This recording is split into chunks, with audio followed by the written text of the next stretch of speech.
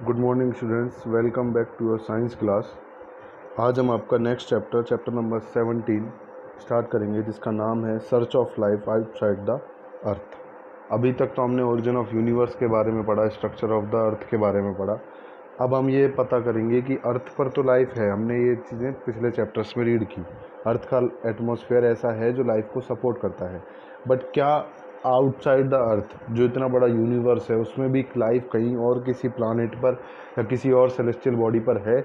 इस बात को हम इस चैप्टर में डिस्कस करेंगे। इस बात पर कौन सी थ्योरीज हैं, कौन सी रिसर्चेज हैं, इन सब चीज़ों को हम डिस्कस करेंगे। सबसे पहला पॉइंट है इसमें position of the earth in the space, कि स्पेस में अपनी अर्थ की पोजीशन क्या है। अर्थ स्पेस में कितनी बड़ी या कितनी अहम, कितनी छोटी है या कितनी इम्पोर्टेंस रखती है, क्या अर्थ का पोर्शन है, कौन से पार्ट में बोली जाती है वो यूनिवर्स के। ये चीज़ हम इस पैराग्राफ में रीड करेंगे।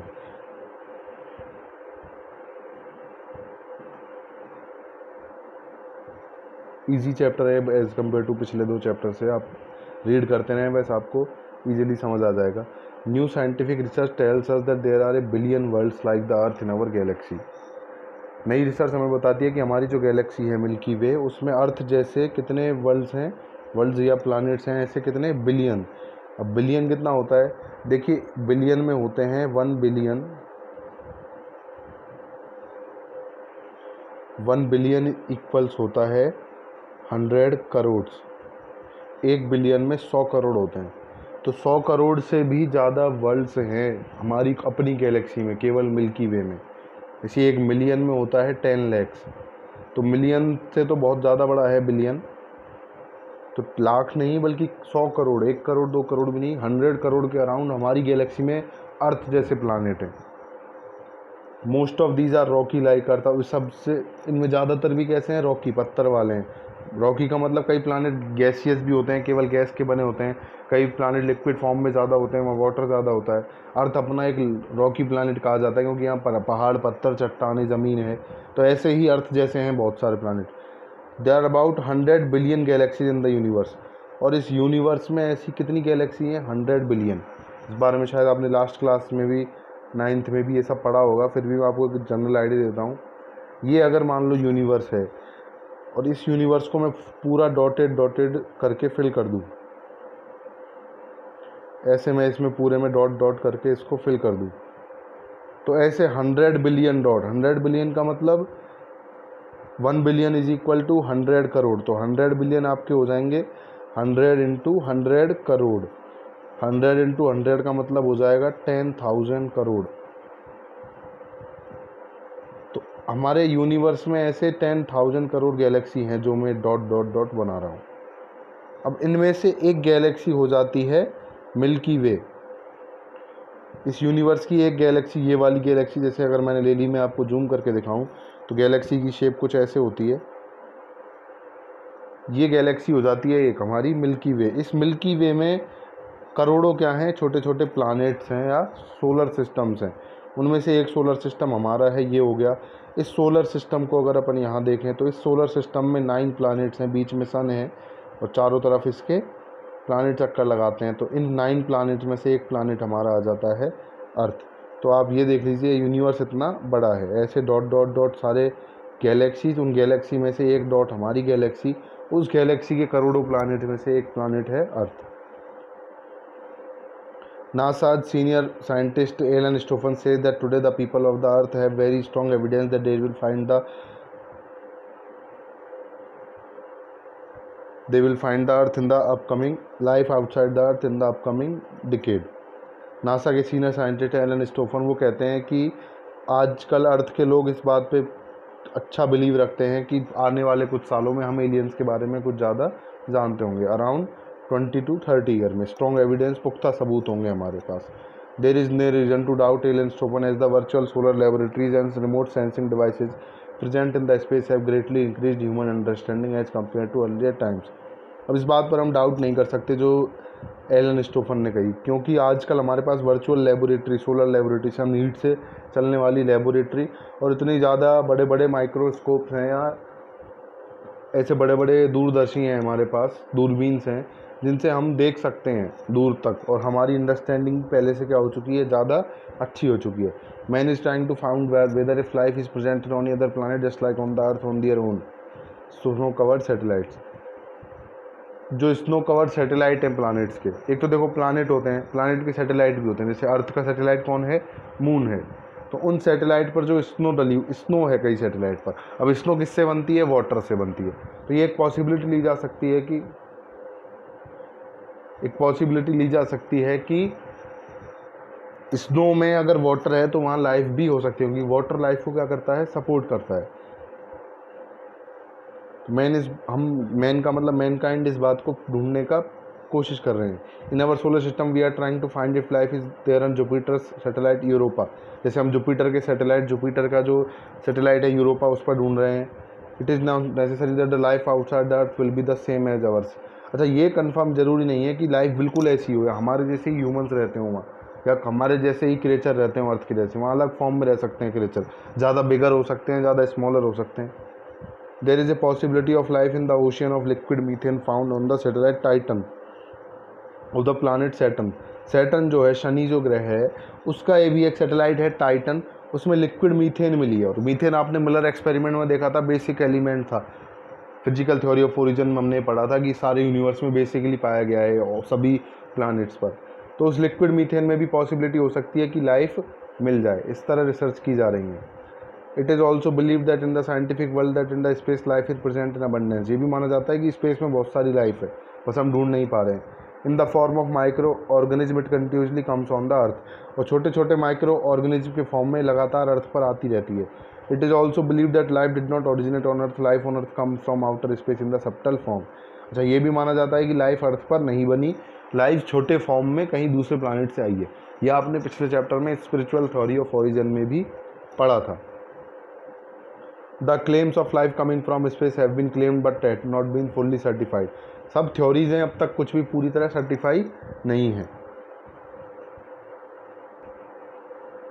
The second group of scientists think that life can be found outside the earth but the possibility of it in the developed form as on earth is negligible।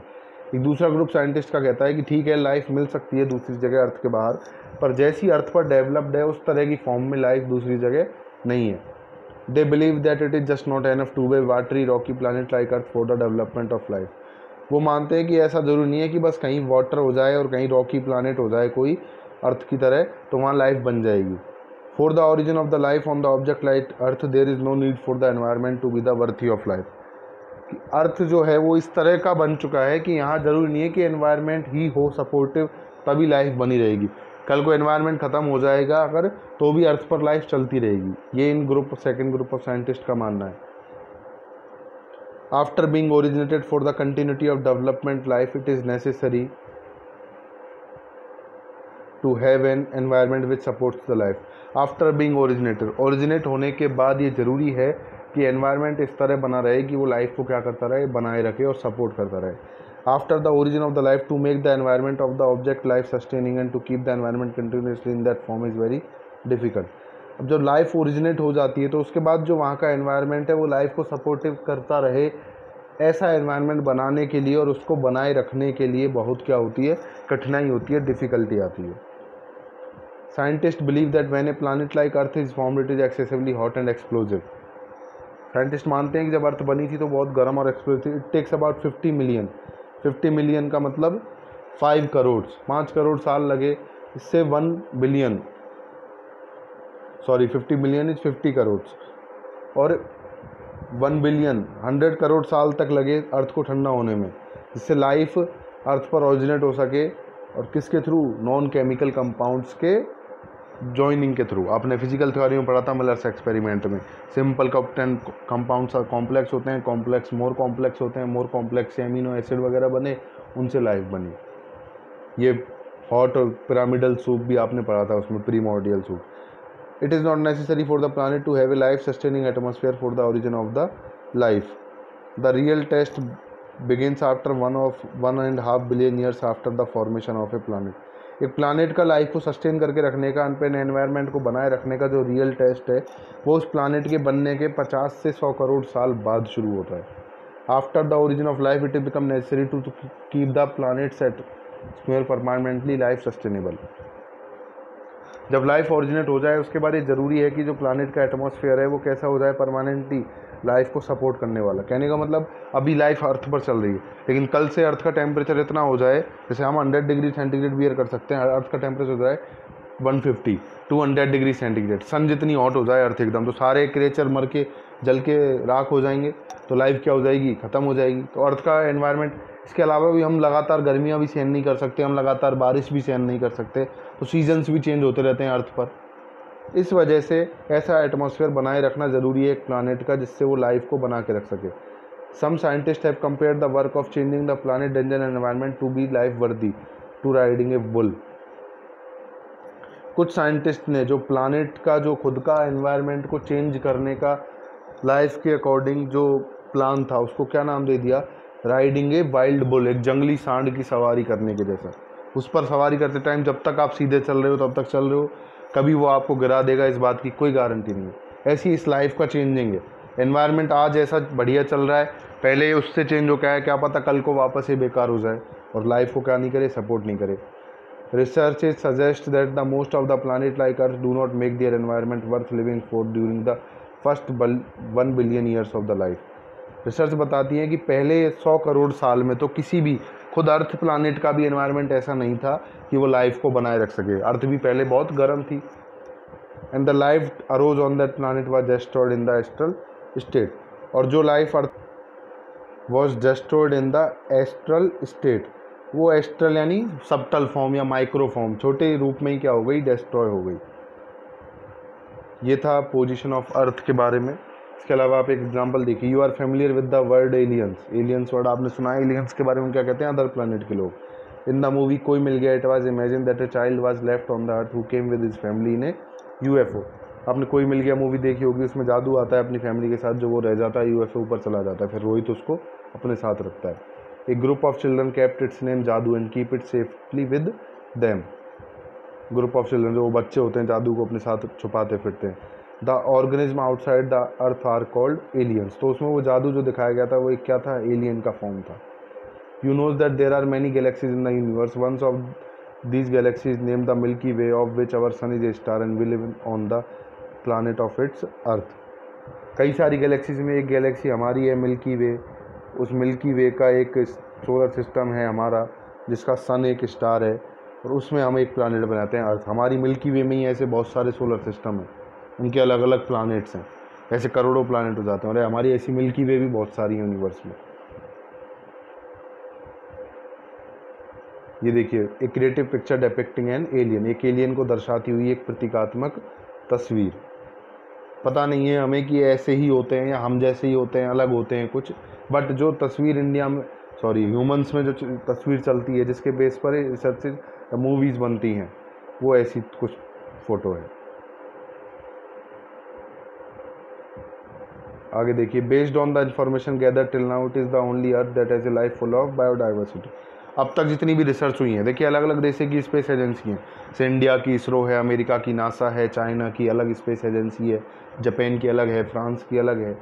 वो सब लगातार research करती हैं, और जो अब तक रिसर्चेज हुई हैं उनमें तो केवल अर्थ पर ही मिली है लाइफ, और कहीं नहीं मिली है।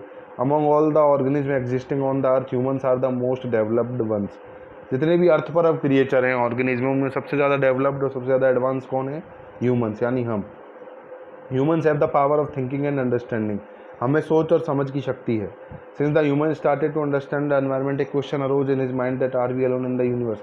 और जब ह्यूमंस में शक्ति आई सोच और समझने की, और तब उसने यूनिवर्स के देखा कि यूनिवर्स इतना बड़ा है, तो उसके दिमाग में क्वेश्चन आया कि क्या हम अकेले ही हैं क्या।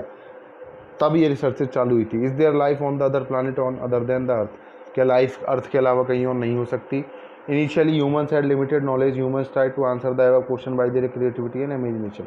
पहले केवल क्रिएटिविटी और इमेजिनेशन के बेस पर नॉलेज दी गई, which lacked any physical evidence and created many stories about the celestial bodies having a variety of life। तो उसमें कोई फिजिकल एविडेंस तो था नहीं, कोई फिजिक्स से रिलेटेड सबूत तो थे नहीं, तो वो लैक कर गया, कमी थी उसमें फिजिकल एविडेंस की, और उससे कई सारी कहानियाँ बनी और कई सारी अदर सेलेस्टियल बॉडीज़ पर लाइफ के बारे में स्टोरी बनी। Much literate has been written on it. अब इस पर कई सारे रिसर्च लिखे जा सकते हैं। Many popular movies have been made, कई सारी मूवीज़ बन चुकी हैं one of them which is mentioned above, एक आपने ऊपर देखी कोई मिल गया। इसके अलावा आप बैटलशिप देख सकते हैं, बैटलशिप मूवी एलियंस पर बेस्ड है। एवेंजर मूवी आप देख सकते हैं, एवेंजर मूवी एलियंस पर बेस्ड है। एवेटार मूवी आप देख सकते हैं, एवेटार मूवी एवेंजर एलियंस पर बेस्ड है। ये था आपका position of earth in the space. आज की क्लास में इतना ही। कल हम पढ़ेंगे possibility of life in the space की, क्या पॉसिबिलिटी लाइफ की बनी है। ये तो चैप्टर की बात। एक बात मैं आपसे आज करना चाहूँगा, आपको पता है हमारे टाउन में कोरोना के पेशेंट्स मिल चुके हैं, तो मैं आप सभी से ये बात कहना चाहूँगा कि अब तक आप चाहे घर से बाहर रहते थे या घूमते थे, पर अब आप घर से बाहर नहीं जाएंगे अगर कोई काम आपको नहीं है। क्योंकि देखो, आपको पता है वायरस जो माइक्रो ऑर्गेनिज्म होते हैं वो इतने छोटे होते हैं कि वो बैक्टीरिया के भी लग जाते हैं, क्योंकि हम तो ह्यूमंस हैं। और वायरस, ये जो जनरल कपड़े के मास्क बन रहे हैं या मेडिकल मास्क जो दुकान पर मिलता है स्काई ब्लू कलर का, ब्लैक कलर का, उनसे वायरस नहीं रुकता है एक्चुअल में। तो उसके लिए अलग N95 मास्क आते हैं अलग तरह के, पहली चीज़। और इसके अलावा अगर आप कहीं किसी के पास मिले, अगर वो पेशेंट हुआ, मान लो ना करे ऐसा कोई, तो आपने उससे टच हो गया आपके हाथ या कुछ बॉडी का पार्ट, तो आप उस हाथ को आँख पे लगा दोगे, नाक पे या मुंह पे, कहीं पे भी लगा दोगे तो वायरस आपकी बॉडी में एंटर कर जाएगा। तो पहली चीज़ तो आप जितना लोगों से दूर रहेंगे, अपने घर में रहेंगे, उतना सेफ़ रहेंगे। अच्छा, दूसरी बात, अगर आपको बाहर जाना भी है तो आप अगर घर से बाहर जा रहे हैं, चाहे आप 1 मिनट के लिए जा रहे हैं, चाहे आप 5 मिनट के लिए जा रहे हैं, चाहे आप आधे 1 घंटे के लिए जा रहे हैं, आप जब घर में वापस आओगे तो आप हाथ धोओगे अपने साबुन से या हैंड वॉश से। इस बात को आप फिक्स कर लीजिए अपने माइंड में। इसके अलावा अगर आप घर में भी रह रहे हैं तो भी आप दिन में 4 से 5 बार तो अपने हाथ जनरली वैसे ही साबुन से धो ही लोगे। साबुन से ढंग से कम आधा 1 मिनट आपको लगना चाहिए। आपकी सेफ्टी आपके हाथ में है। आप पढ़ते हैं, पढ़ चुके हैं, आप क्लासेस में आ चुके हैं, साइंस हम पढ़ रहे हैं, तो हमें इन सब चीज़ों को अप्लाई करना पड़ेगा। लोग कहते रहते हैं कुछ नहीं होता, होता है। आप खुद को भी समझाएं और अपने घर वालों को भी समझाएं। गेम्स वगैरह अभी घर में ही खेलें, इंडोर गेम्स, बाहर गेम खेलने ना जाएं। यही बात कहनी थी बस। All the best, thank you so much.